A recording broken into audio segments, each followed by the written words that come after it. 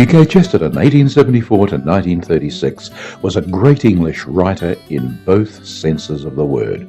He stood 6'4" and weighed 21 stone. Hence, he was visually striking. But way beyond this, he was truly a giant of English literature. He wrote 80 books, several hundred poems, 200 short stories, a few plays, and no less than 4,000 essays. The essay form was a major form of communication at his time, and he used it extensively on all manner of subjects, as did many others. However, only the best writers prevailed, and he was one of the best. Here he is in full flight, writing about pigs as pets. I'm Kim Dodsworth, Queensland storyteller.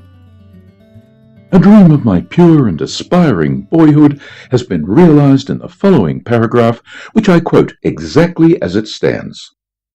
A complaint by the Epping Rural District Council against a spinster keeping a pig in her house has evoked the following reply.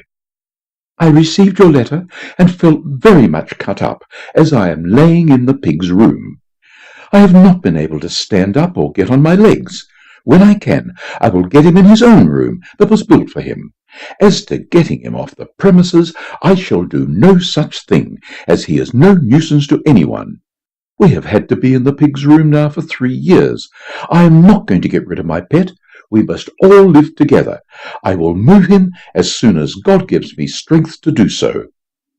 The Reverend T.C. Spurgeon observed, The lady will require a good deal of strength to move her pet, which weighs 40 stone.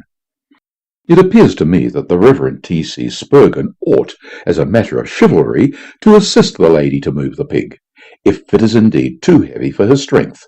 No gentleman should permit a lady who is already very much cut up to lift 40 stone of still animated and recalcitrant pork. He should himself escort the animal downstairs. It is an unusual situation, I admit. In the normal life of humanity, the gentleman gives his arm to the lady and not to the pig, and it is the pig who is very much cut up.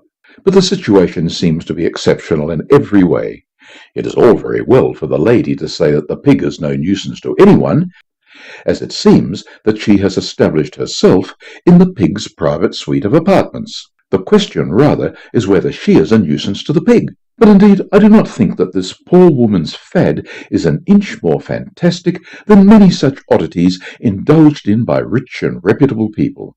And as I say, I have from my boyhood entertained the dream.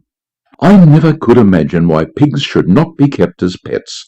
To begin with, pigs are very beautiful animals. Those who think otherwise are those who do not look at anything with their own eyes, but only through other people's eyeglasses. The actual lines of a pig, I mean of a really fat pig, are among the loveliest and most luxuriant in nature. The pig has the same great curves, swift and yet heavy, which we see in rushing water or in rolling cloud. Compared to him, the horse, for instance, is a bony, angular, and abrupt animal. I remember that Mr. H.G. Wells, in arguing for the relativity of things, a subject over which even the Greek philosophers went to sleep until Christianity woke them up, pointed out that while a horse is commonly beautiful if seen in profile, he is excessively ugly if seen from the top of a dog-cart, having a long, lean neck and a body like a fiddle. Now, there is no point of view from which a really corpulent pig is not full of sumptuous and satisfying curves. You can look down on a pig from the top of the most unnaturally lofty dog-cart. You can, if not pressed for time, allow the pig to draw the dog-cart. And I suppose a dog-cart has as much to do with pigs as it has with dogs. You can examine the pig from the top of an omnibus, from the top of the monument, from a balloon or an airship, and as long as he is visible, he will be beautiful. In short, he has that fuller, subtler, and more universal kind of shapeliness which the unthinking, gazing at pigs and distinguished journalists, mistake for a mere absence of shape. For fatness itself is a valuable quality. While it creates admiration in the onlookers, it creates modesty in the possessor. If there is anything on which I differ from the monastic institutions of the past, it is that they sometimes sought to achieve humility by means of emaciation. It may be that the thin monks were holy, but I am sure it was the fat monks who were humble. Falstaff said that to be fat is not to be hated, but it certainly is to be laughed at, and that is a more wholesome experience for the soul of man. I do not urge that it is effective upon the soul of a pig, who indeed seems somewhat indifferent to public opinion on this point. Nor do I mean that mere fatness is the only beauty of the pig. The beauty of the best pigs lies in a certain sleepy perfection of contour which links them especially to the smooth strength of our South English land in which they live. There are two other things in which one can see this perfect and piggish quality. One is the silent and smooth swell of the Sussex Downs, so enormous and yet so innocent. The other is in the sleek, strong limbs of those beech trees that grow so thick in their valleys. These three holy symbols, the pig, the beech tree, and the chalk down, stand forever as expressing the one thing that England as England has to say, that power is not inconsistent with kindness. Tears of regret come into my eyes when I remember that 3 lions or leopards, or whatever they are, sprawl in a fantastic foreign way across the arms of England. We ought to have 3 pigs, passant, gardant, or en gueules. It breaks my heart to think that 4 commonplace lions are couched around the base of the Nelson column. There ought to be 4 colossal Hampshire hogs to keep watch over so national a spot. Perhaps some of our sculptors will attack the conception. Perhaps the lady's pig, which weighs 40 stone and seems to be something of a domestic problem, might begin to earn its living as an artist's model. Again, we do not know what fascinating variations might happen in the pig if once the pig were a pet. The dog has been domesticated, that is, destroyed. Nobody now in London can form the faintest idea of what a dog would look like. You know a dachshund in the street, you know a St. Bernard in the street, but if you saw a dog in the street, you would run from him screaming. For hundreds, if not thousands of years, no one has looked at the horrible, hairy, original thing called dog. Why then should we be hopeless about the substantial and satisfying thing called pig? Types of pig may also be differentiated.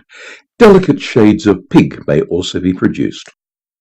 A monstrous pig, as big as a pony, may perambulate the streets like a St. Bernard without attracting attention. An elegant and unnaturally attenuated pig may have all the appearance of a greyhound. There may be little, frisky, fighting pigs, like Irish or Scotch terriers. There may be little pathetic pigs, like King Charles spaniels. Artificial breeding might reproduce the awful original pig, tusks and all, the terror of the forests, something bigger, more mysterious, and more bloody than the bloodhound. Those interested in hairdressing might amuse themselves by arranging the bristles like those of a poodle. Those fascinated by the Celtic mystery of the Western Highlands might see if they could train the bristles to be a veil or curtain for the eye, like those of a Skye Terrier, that sensitive and invisible Celtic spirit. With elaborate training, one might have a sheep pig instead of a sheepdog, a lap pig instead of a lapdog. What is it that makes you look so incredulous?